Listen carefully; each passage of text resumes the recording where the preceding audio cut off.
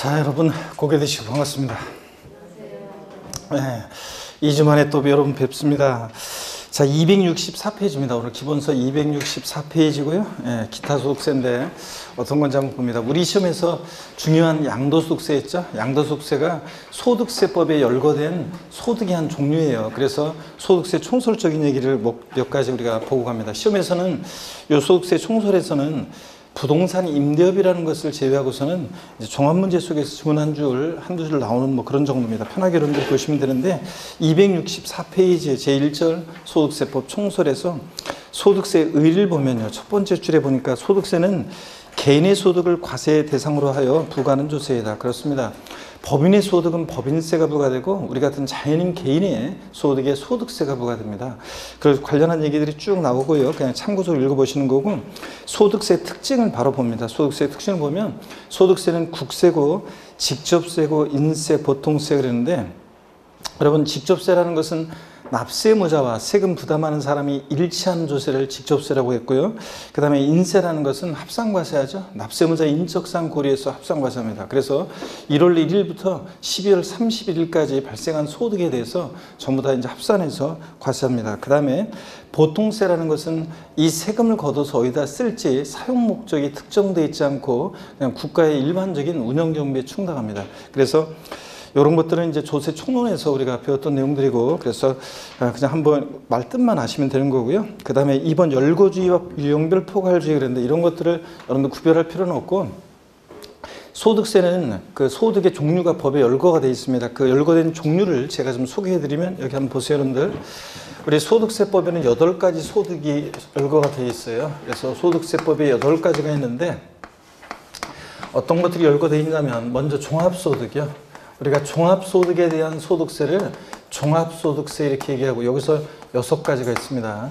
그 다음에 직장을 다니다가 퇴직해서 발생하는 퇴직소득, 그 다음에 부동산 등을 우리가 개인이 양도해서 발생하는 양도소득 이렇게 해가지고 우리가 8가지 소득이 소득세법에 열거가 되어 있습니다. 종합소득에 6가지가 있다고 했는데 어떤 것들이 열거되어 있냐면요. 먼저 이자소득이요. 이자소득. 그 다음에 배당소득, 또 사업소득, 근로소득, 그 다음에 연금소득, 그 다음에 기타소득 이렇게 해서 6가지가 종합소득에 열거가 되어 있습니다. 근데 우리 시험은 종합소득 중에서도 다른 건 시험과 관계없고 이 사업소득이 우리 시험범위예요. 사업소득이. 근데 이 사업소득에는 또 종류가 여러 가지가 있는데 그 중에서 우리 시험에서 제일 중요한 우리 시험에서 사업소득은 부동산 관련 사업소득만 우리 시험범위인데 부동산을 보유 중에 대여, 임대에서 발생하는 임대업을 통한 소득이 있고요. 부동산을 사업적인 목적을 갖고 팔아요. 매매업을 통한 소득이 있고 또 주택을 신축해서 판매하는 건설업을 통한 소득이 있습니다. 그래서 이게 부동산 관련 사업소득 얘네들이 우리 시험범인데 우리 시험은 부동산 매매업과 건설업은 그냥 의의 정도만 아시면 되는 거고요. 이 임대업을 중심으로 시험 문제가 한 문제가 출제됩니다. 21회 시험부터 해서 25회까지 한 4년 나오다가 26, 27 안 나오다가 28회 시험 때 나왔어요. 그리고 29, 30 안 나오다가 30일에 작년에 또 시험 문제가 나왔습니다. 그래서 한 문제가 가끔씩 나오는 부분이고 요 임대업과 관련한 것은 다음 심화 과정에서 우리가 이제 공부할 거고요. 그래서 부동산 관련 사업소득은 심화 과정에서 공부하고 이번 수능까지는 양도소득세를 중심으로 우리가 시험 대비를 하는데 시험 문제는 양도소득세에서는 대여소 문제가 출제가 되고 얘가 이제 중요한 거고요. 자, 양도소득이나 사업소득이나 똑같이 우리 같은 개인이 부동산을 팔아요. 그래서 발생한 소득에 과세하는 건데 차이점은 뭐냐면 양도소득은 사업성 없이 파는 거고요. 사업성 없이. 근데 부동산 매매업 사업소득은 사업성을 가지고 팔아요. 그래서 사업성 여부에 따라서 양도소득과 사업소득이 구별됩니다. 똑같은 개인이 부동산을 파는데 사업성을 가지고 팔면 사업소득이고 사업성 없이 팔면 양도소득이고 그렇습니다. 그래서 소득의 종류 제가 소개해드렸고요. 열거된 소득들. 그래서 열거주의, 포괄주의, 유형별 포괄주의 이런 거는 여러분들이 볼 필요 없고요. 자, 265페이지 보면 종합과세, 분류과세 이런 것들이 나와요. 이게 이제 뒤에도 또 설명이 돼 있어요. 그래서 뒤에 소득세 과세 방식에 관한 건데 이게 소득세 과세 방식이 소개가 되어 있습니다. 자, 그래서 소득세 과세 방식이 어떤 건지 좀 말씀을 드리겠습니다, 여러분. 자, 뒤에 나오는 건데 여기 한번 보세요. 그냥 편하게 저를 한번 보시면 됩니다. 책이 269페이지에 보니까 소득세 과세 방식이라는 게 나와요. 그래서 과세 대상 소득과 과세 방법, 그래서 269페이지에 소득세 과세 방식이라는 게 나오는데 여기 어떤 건지 제가 한번 설명을 드려볼게요. 여러분 여기 보세요. 소득세 과세 방식이라는 게 어떤 거냐면 이런 겁니다. 소득세 과세 방식 보시면 소득세를 과세하는 방식에는요, 세 가지가 있어요. 자, 종합과세라는 게 있는데 종합과세. 이 종합과세 방식이라는 것은 어떤 거냐면 소득을 그 소득 종류에 관계없이요. 소득 종류에 관계없이 일정한 기간을 단위로 해서요. 일정 기간을 단위로 해서 과세하는데 일단 1월 1일부터 12월 30일까지 일정 기간을 단위로, 그래서 1월 1일부터 12월 31일까지 이 기간을 단위로 해서 전부 다요. 요 합산해서 과세하는 방식, 요게 이제 종합과세 방식이에요. 그래서 여러분 여기 종합소득에 해당되는 소득들 있잖아요. 이자, 배당, 사업, 근로연금, 기타 소득세, 얘네들을 전부 다 이제 합산해서 과세하는데 여러분이 부동산 직장 다니면서 근로소득이 발생해요.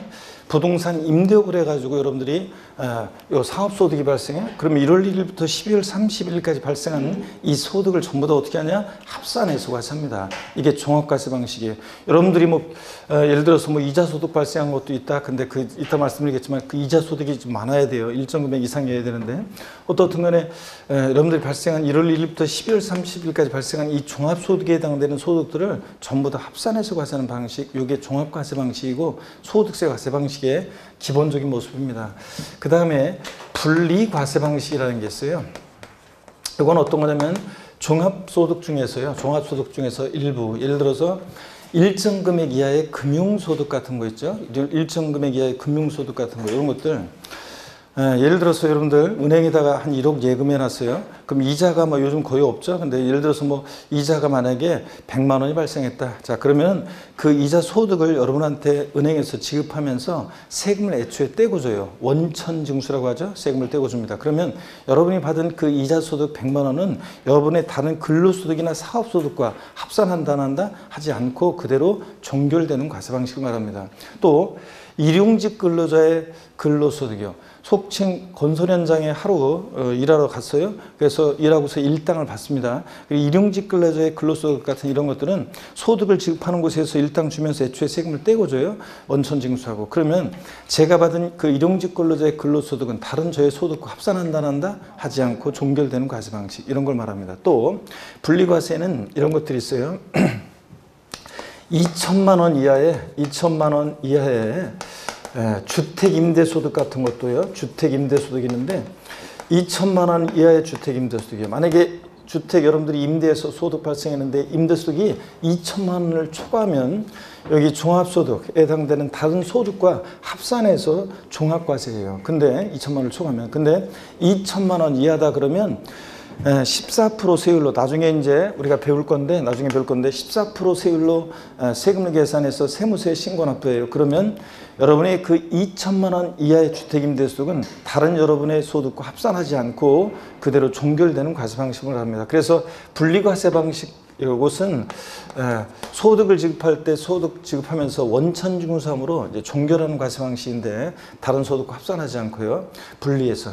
자, 근데 분류과세 방식이라는 게 있어요. 그래서 이건 말뜻만 대충 이해하시면 되고 중요한 것은 분류과세 방식이에요. 이것은 다른 소득과 합산하지 않고요. 다른 소득과 합산하지 않고 별도로 구분해서 과세하는 방식인데 어떤 거냐면 양도소득과 퇴직소득이 분류과세 방식을 채택하고 있어요. 그래서 퇴직소득, 그 다음에 양도소득이요. 우리 시험에서 제일 중요한 양도소득이 어떤 과세 방식을 채택하고 있다? 분류과세. 그래서 이걸 잘 알고 계시면 돼요. 그래서 양도소득은 분류과세 방식을 채택하고 있기 때문에 다른 소득과 합산하지 않고 별도로 구분해서 과세합니다. 여러분이 부동산 팔았어요? 양도소득세 계산할 때 여러분의 근로소득이나 사업소득이 합산해서 양도소득세 계산해요? 아니에요. 양도소득만 따로 별도로 구분해서 과세합니다. 이런 과세 방식을 분류 과세 방식이라고 합니다. 시험에서는 29회 시험 때도 옳은 질문으로 나왔었는데 시험에서 나오면 어떻게 나오느냐. 양도소득에 대한 과세 표준은 종합소득 및 퇴직소득에 대한 과세 표준에 합산하여 과세한다. 포함하여 과세한다. X입니다. 따로 어떻게 한다? 구분하여 과세합니다. 그래서 양도소득에 대한 과세 표준은 종합소득 및 퇴직소득에 대한 과세 표준과 구분하여 과세한다. 이렇게 옳은 지문으로 29회 시험 때 나왔었고요. 자, 이런 식으로 나옵니다. 그래서 요 양도소득에 대한 과세 방식, 요게 이제 중요해요. 그래서 이런 거라는 것만 알고 일단은 여러분들 어디로 가시냐면 거기 269페이지 그러면 이 과세 방법 한번 일단 줄은 긋고 갈까요? 269페이지 과세 방법 종합과세.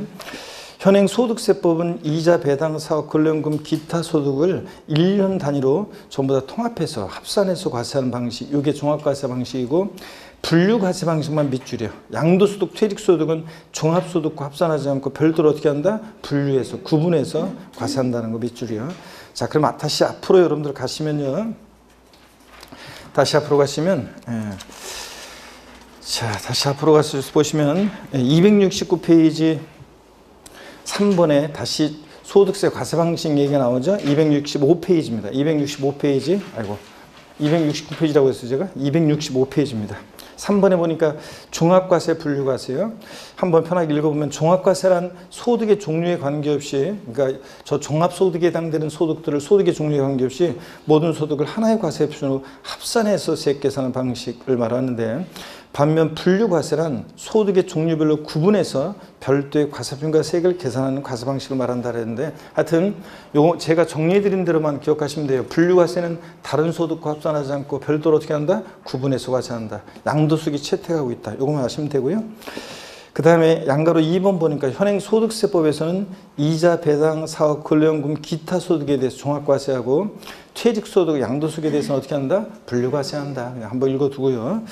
그 다음에 개인별 과세요. 소득세는 원칙적으로 개인을 단위로 과세 단위로 일정 기간 동안 발생된 개인의 소득에 개인별로 과세합니다. 그래서 부부소득 합산하지 않고 세대소득 합산하지 않습니다. 원칙으로. 그래서 맞벌이 부부들 소득세 계산할 때 어떻게 해요? 따로따로 계산하잖아요. 소득세는 개인 단위, 개인주의 과세합니다.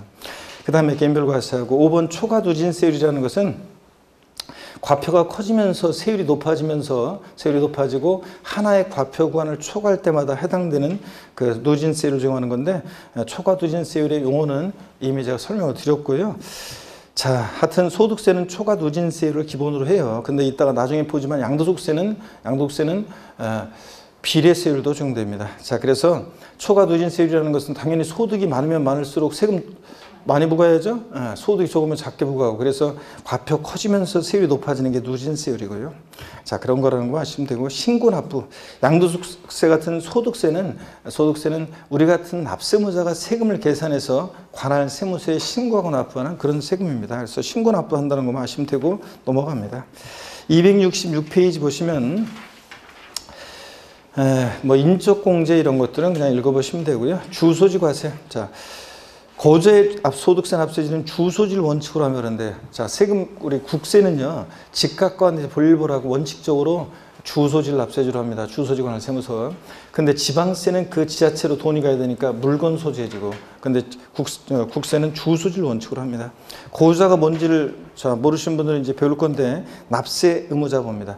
소득세 납세 의무자는 우리 같은 개인인데요. 이 개인을 고조자와 비고조로 나눠요. 그래서 납세 의무의 범위를 달리하고 납세지를 달리합니다. 그래서 자, 고조자와 비고조자의 구별을 보셔야 되는데, 개인을 고조자, 비고조로 나눠서 납세 의무의 범위, 납세지를 달리하는데, 먼저 고조자라는 것은 뭐냐? 판정 기준을 보면요, 국적이나 외국 영주권 취득 여부는 관계없어요.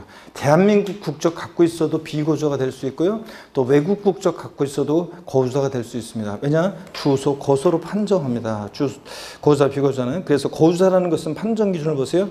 국내, 항상 소득세에서 국내 그러면 우리나라를 얘기합니다. 국내에 주소를 두거나, 자, 우리나라 국내에 주소가 있다, 고조자입니다. 근데 주소가 없더라도 183일 이상 거소둔 개인을 우리가 고조자라고 합니다. 항상 고조자 그러면 누굴 떠올리시면 되냐면 가수 싸이, 그 다음에 BTS, 종국이, 지민이, 그 다음에 생각이 안 나네요. 6명 분명히 member를 외웠었는데 우리 자랑스러운 청년들의 내가 음악은 잘 모르더라도 이름은 그래도 알아야 되는데 진짜. 예? 비? 귀? 이런 귀인가요? 이 귀? 예? 비? 이거? 비? 비패할 때 비? 그러고 이런 이름도 있었어요? 근데 분명히 못 봤는데.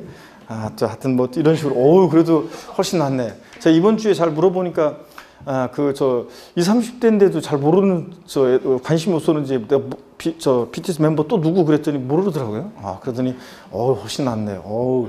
BTS 멤버도 알고 좋습니다. 자, 어떻든 간에 얘네들은 우리나라 국내 주소를 두고 있죠. 그러니까 거주자입니다.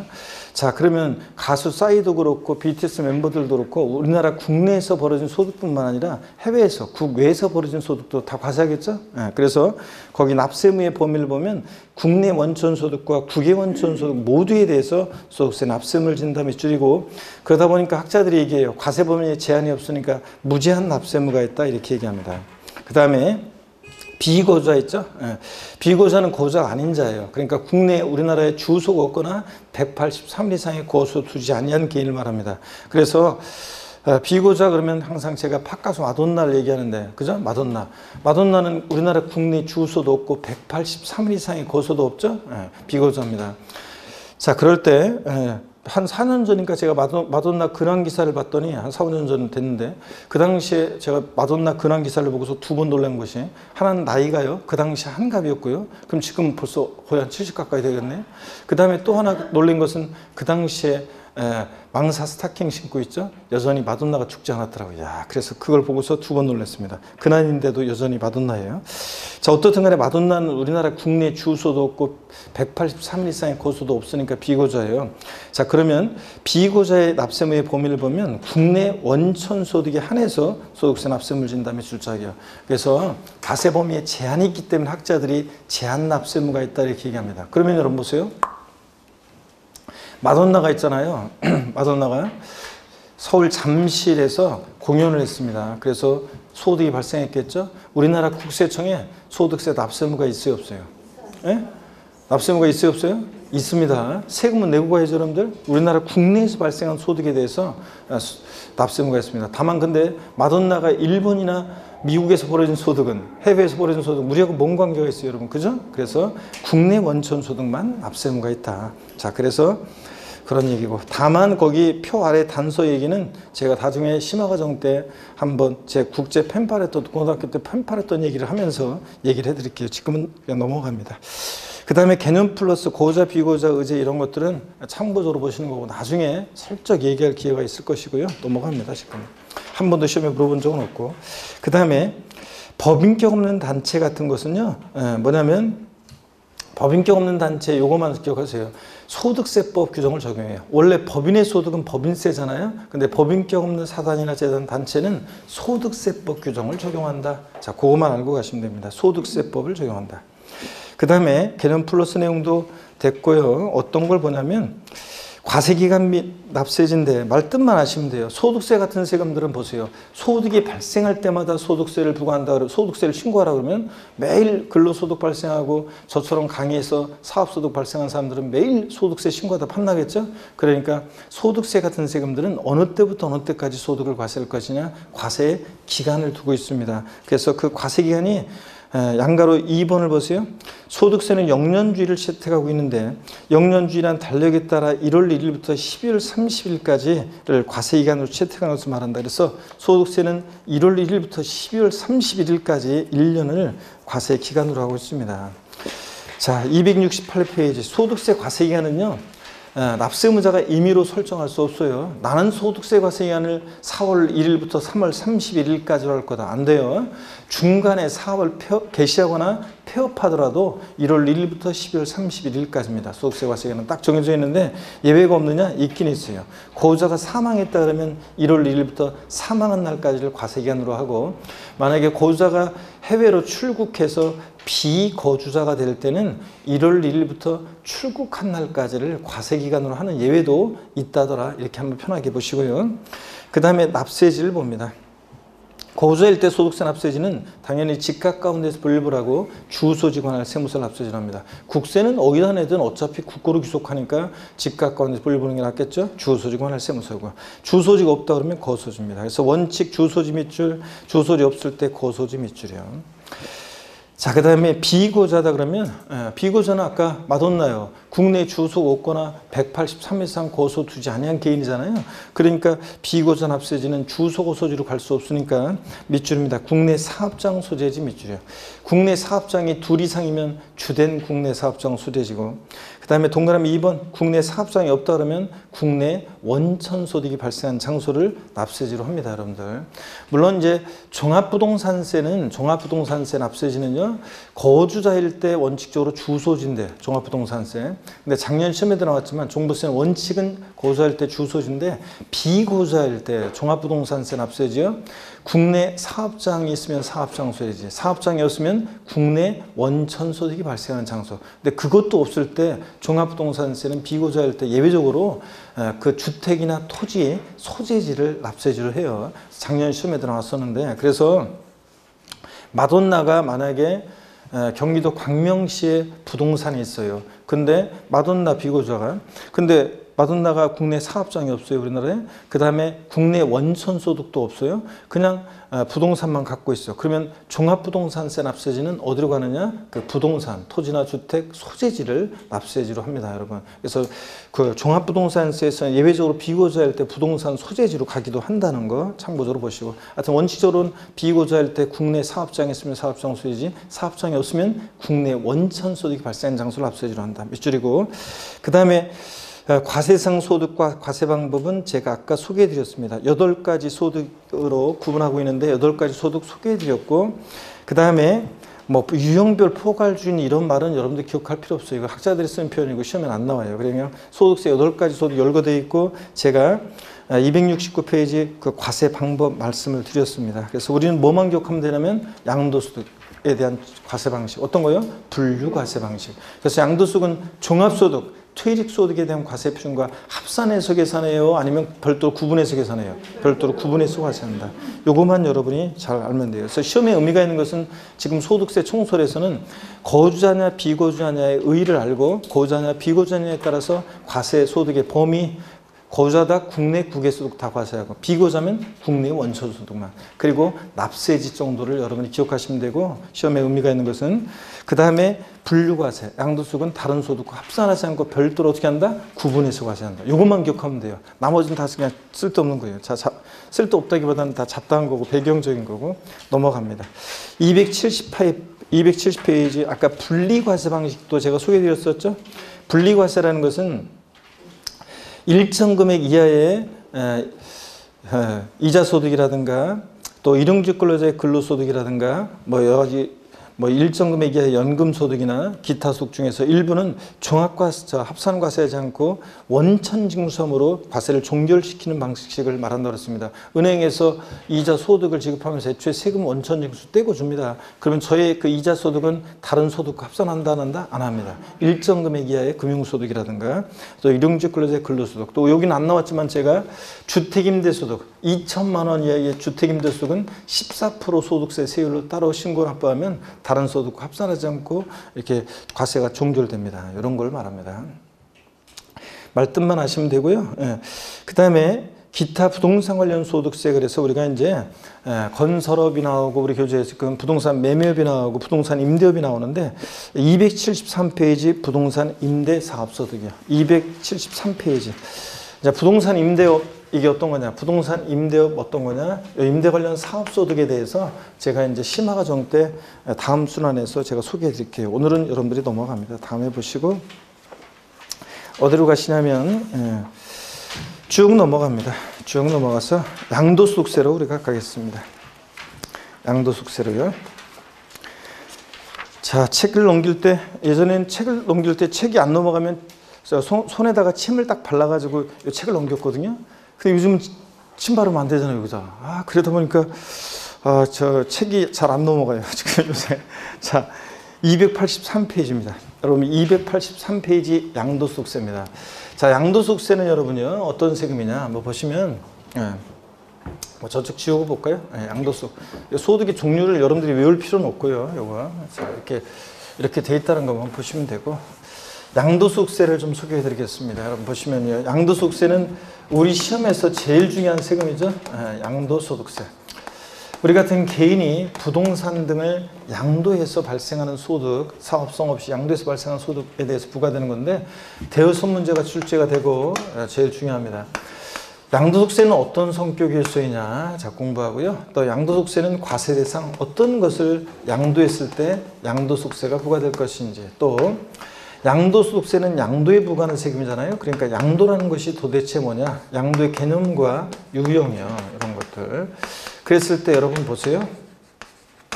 양도소득세요. 요 과세 대상과 양도의 유형, 양도에 해당하는 것은 해당하지 않는 것은 시험에서는 다음 중 양도소득세 과세 대상인 거 아닌 거 물어보고 또 다음 중 소득세법상 양도에 해당하는 것은 해당하지 않는 것은 이런 식으로 물어봐요. 또는 다음 중 양도소득세가 과세되는 경우, 과세되지 않는 경우 이렇게 막 이런 식으로 얘네들을 물어보는데 시험은 2, 3년에 한 번씩 이렇게 나오고 있습니다. 어떨 때는 각각 한 문제씩 나오기도 하고 어떨 때는 묶어서 나오기도 하는데 여러분은 올해 각각 한 문제씩 나오길 바라야 돼요. 왜냐하면 여기서 문제가 나오면 문제 지문이 짧고 더 쉽습니다. 그렇기 때문에 어렵지 않기 때문에 여기서 문제 나오기를 바라셔야 되고요.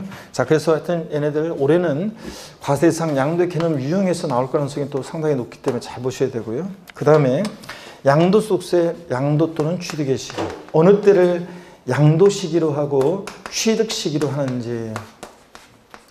이게 왜 시험에서 또 의미가 있냐면요. 또 내용적으로 그렇고 양도소득세는 보유기간이 굉장히 중요해요. 보유기간 판정이.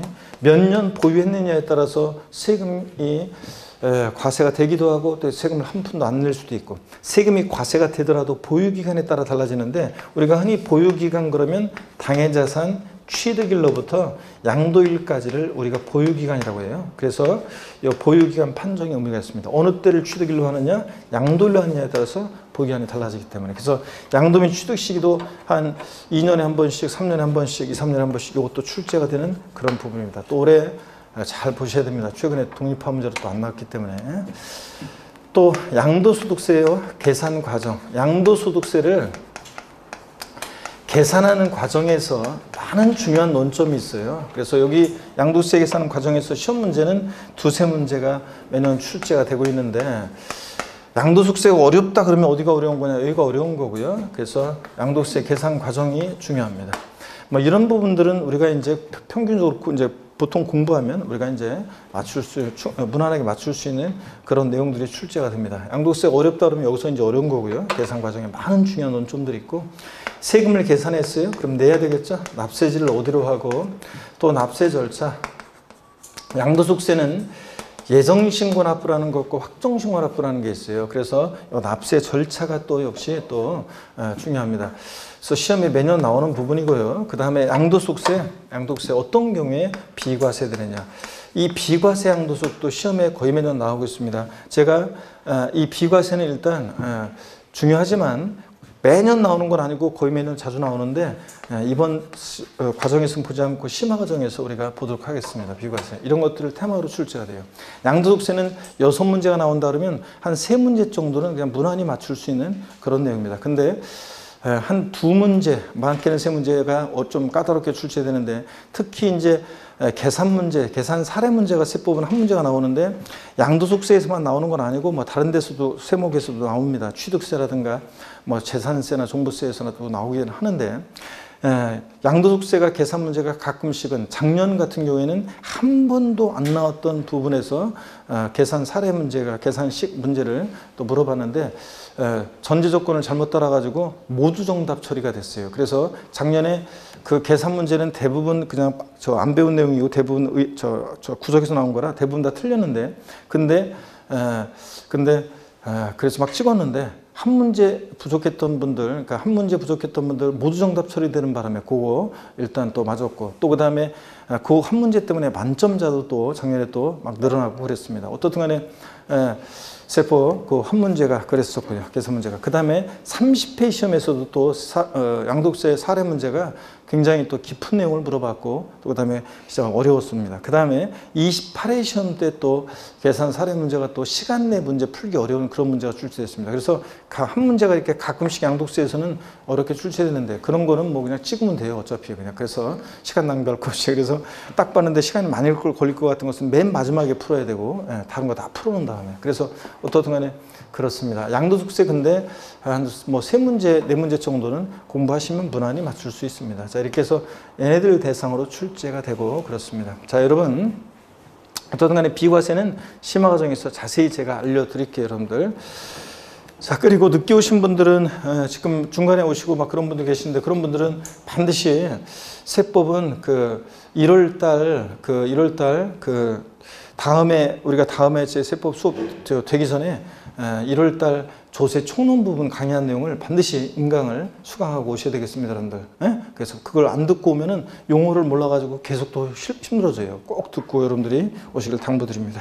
283페이지 양도숙세 총설 의미 특징에서 의의는 제가 한번 읽어볼게요.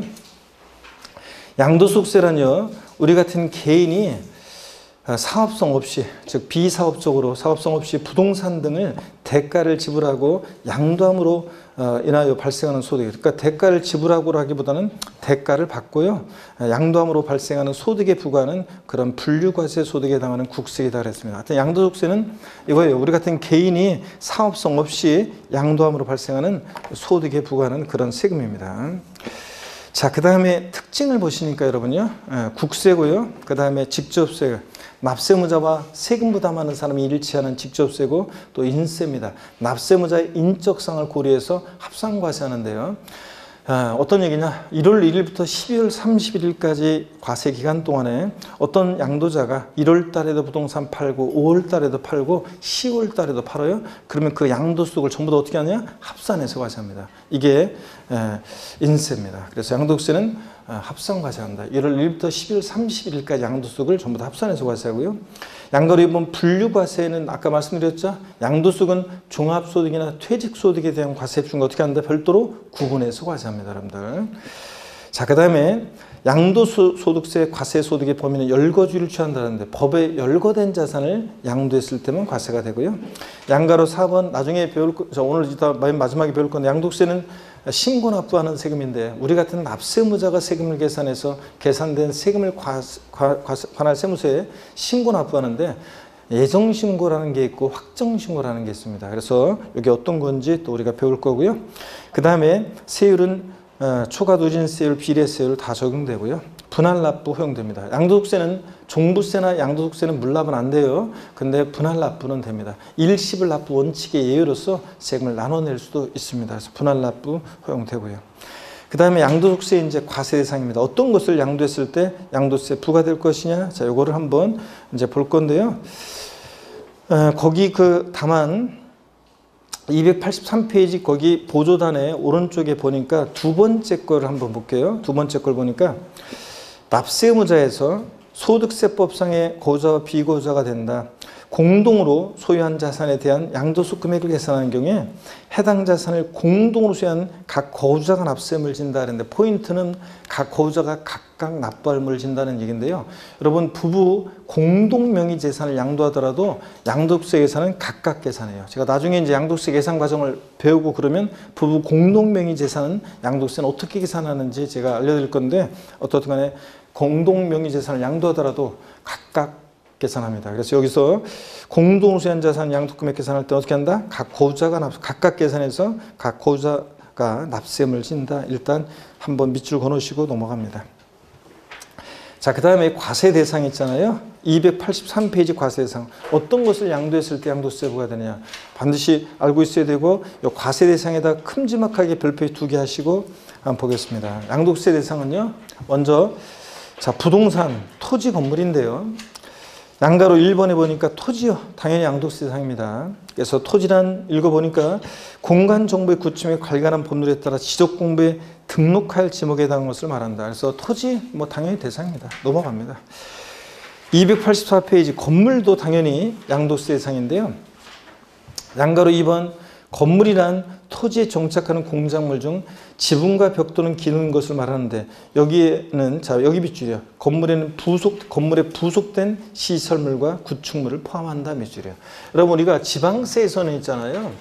지방세에서는 우리가 건축물 이렇게 얘기해요. 지방세에서는 건축물 얘기합니다. 지방세에서는 토지 건축물 이렇게 얘기하는데 왜 양도소득세에서는 건물이라고 하냐면요. 사실 이런 중요한 건 아니지만 그 뉘앙스 차이가 있어요. 뭐냐면 우리가 건축물 그러면 건물뿐만 아니라 건물 이외 시설물을 포함합니다. 그래서 건축물에는 건물과 독립한 시설물도 포함을 하는데 양도소득세에서는 건물은 대상인데요. 시설물은요. 건물에 부속된 시설물이나 구축물은 포함해요. 시설물이나 구축물.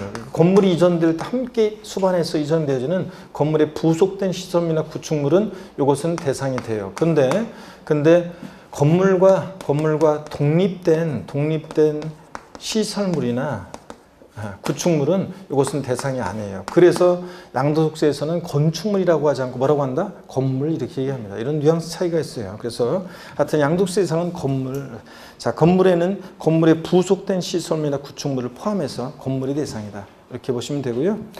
그 다음에 안가로 3번이요. 살짝 체크합니다. 자 실질과세원칙이 적용되기 때문에 등기, 등록, 허가 등과 무관하게 과세가 됩니다. 그래서 공부상 등재되지 않은 토지도 대상이 되고요. 무허가 건물도 대상이 됩니다. 그래서 무허가 건물도 대상이 되고 이렇게 해서 살짝 체크합니다. 실질과세원칙상 당연한 거예요. 그래서 등기, 우리 시험에 관계된 주요 부동산 세금들은 실질주의, 사실주의 과세하기 때문에 등기, 등록, 허가 등과 무관하게 과세하죠. 그 얘기고. 그 다음에 두 번째, 토지 건물뿐만 아니라 부동산에 관한 일정한 권리도 양도세상이 되는데요. 부동산에 관한 권리. 자, 부동산 관련한 일정한 권리도 대상인데 그 부동산에 관한 권리에는 자, 부동산을 이용할 수 있는 권리와 부동산을 취득할 수 있는 권리 두 가지가 있습니다. 먼저 거기 지상권, 전세권, 등기된 부동산 임차권과 부동산을 취득할 수 있는 권리도 대상이 되는데요. 먼저 개념 플러스 거기 보시면 제가 지상권, 전세권, 등기된 부동산 임차권은 간단하게 따로 한번 정리를 해드리겠습니다. 여러분 여기 보실래요? 부동산에 관한 권리 중에서 부동산을 취득할 수 있는 부동산에 관한 권리 중에서 부동산을 이용할 수 있는 권리를 한번 정리해 드릴게요. 먼저 양도소득세 지금 과세 대상은 양도소득세 과세 대상은 토지, 그 다음에 건물 당연히 대상입니다. 그 다음에 부동산에 관한 권리가 대상이 되는데 부동산에 관한 권리에는요. 부동산을 이용할 수 있는 권리로서 어떤 게 있냐면 보세요. 지상권, 그 다음에 전세권, 그 다음에 등기된 부동산 임차권. 얘네들이 부동산을 이용할 수 있는 권리로서 부동산에 관한 권리죠. 양도소득세 대상이 됩니다. 자, 그런데 여기 보세요, 여러분들. 지상권과 전세권은 있잖아요. 예, 지상권과 전세권은 등기와 무관하게 대상이 돼요. 그래서 얘네들은 등기와 무관하게 대상이 됩니다. 등기와 무관하게 과세 대상이 됩니다. 등기와 무관하게 대상이 돼요. 그래서 미등기 전세권 대상이 된다는 얘기입니까? 미등기 지상권 대상이 된다는 얘기예요? 네. 등기되지 않은 미등기 지상권과 전세권도 대상이 돼요. 등기와 무관하게. 그리고 얘네들을 여러분들이 민법에서 배워요. 용익물권이라고 합니다. 사, 용, 수, 이익에 대한 물권. 그래서 용익물권이라고 하는데 용익물권에는 여러분 지역권도 있잖아요. 근데 지역권은 양도소득세 대상이 아닙니다. 시험에 2번 나왔습니다. 2번. 그래서 지역권은 아니에요. 지상권, 전세권은 등기와 무관하게 대상이 되는데 자, 용익물권 중에서 지역권은 대상이다 아니다? 아니라는 거. 그 다음에 부동산 임차권은요. 반드시 등기된 부동산 임차권만 대상이지 미등기 부동산 임차권은 이것은 대상이 아닙니다. 미등기 부동산 임차권 아니에요. 반드시 등기된 것만 대상이죠. 왜냐하면 부동산 임차권은 채권이잖아요. 얘네들은 민법에 배웁니다. 물권이고 얘네들 채권이기 때문에 부동산 임차권은 반드시 등기된 부동산 임차권만 대상이지 등기되지 않은 부동산 임차권은 대상이 아닙니다. 자, 그래서 여러분요, 어떤 게 있냐면 점포 임차권이라고 있어요. 그러니까 점포 임차권이라는 것은 상가 임차인의 지위로서의 권리인데, 점포 임차권, 이것은 법률적 용어는 아닌데요, 점포 임차권은 대상이 아니에요. 자, 여러분 보세요. 그러고 보니까 우리 저기는 당구장 가보셨어요? 네. 당구장 보셨고, 당구는 치실 수 있어요? 네. 오, 이제 어른 BTS도 알고 막 원능이구만. 모르는 게 없구만.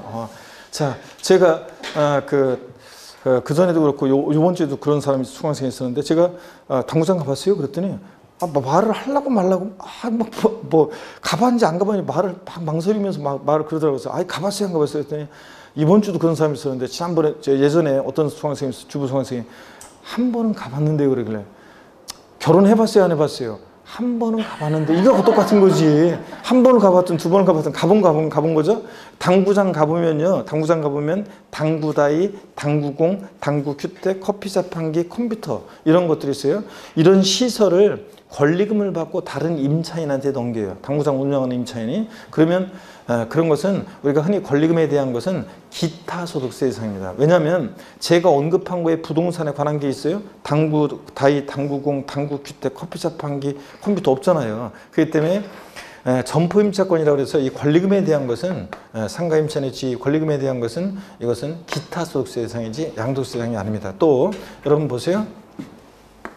어업권, 광업권, 양식업권, 저작권, 출판권, 특허권 등 일체 무체 재산권 있죠? 일체 무체 재산권은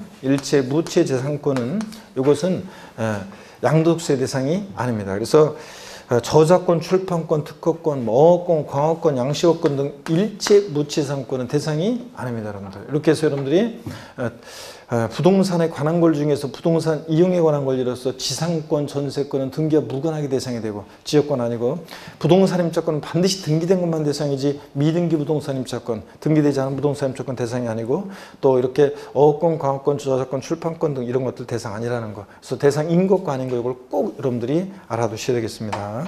또 부동산에 관한 권리에는 부동산을 취득할 수 있는 권리라는 게 있어요. 부동산을 취득할 수 있는 권리라는 게 있는데, 이게 어떤 건지 한번 보도록 하겠습니다. 부동산을 취득할 수 있는 권리가 있는데요. 자, 교재를 보시면 여러분 일단 284페이지 개념 플러스 부동산에 관한 권리에서요, 지상권이요, 의의는 여러분이 민법에서 배우는 거고, 동그라미 2번만 바로 봅니다. 개념 플러스 부동산에 관한 권리에서, 이용에 관한 권리에서 지상권 동그라미 2번이요. 밑줄입니다. 소득세법은 실질과 현칙에 의하여 등기 여부에 관계없이 실질에 의해서 과세한다. 자, 그러니까 미등기 지상권 대상이 된다, 안 된다? 된다고 그랬습니다. 전세권이요. 자, 동그라미 2번 바로 봅니다. 밑줄이요. 실질과 현칙에 의하여 등기 여부에 관계없이 실질에 의해서 과세한다. 그러니까 미등기 전세권 대상이 된다고 그랬습니다.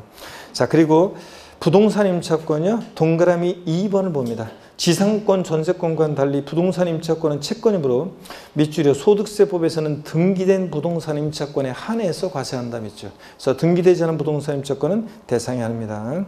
기타 소득세 대상이고요. 그 다음에 부동산을 취득할 수 있는 권리가 있어요. 자, 어떤 건지 봅니다. 부동산의 취득 시기가 도래하기 전에 해당 부동산을 취득할 수 있는 다음의 권리를 말하는데, 동그라미 1번 밑줄입니다.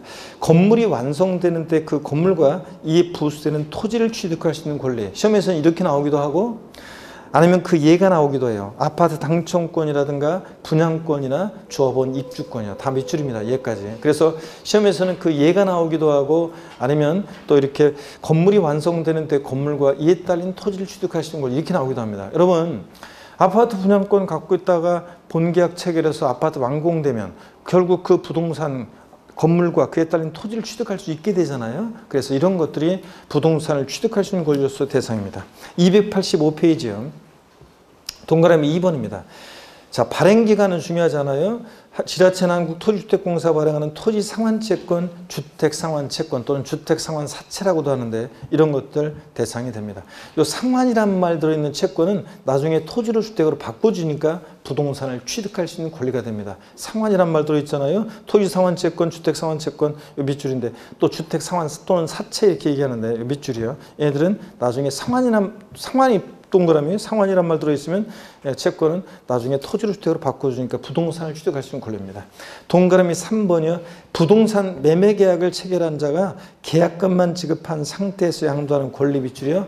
자, 요거는 어떤 거냐면 어떤 주부 선생님이 물어봤어요. 시동생 명의로요. 아파트 분양 계약 체결했는데요. 계약금을 치렀어요.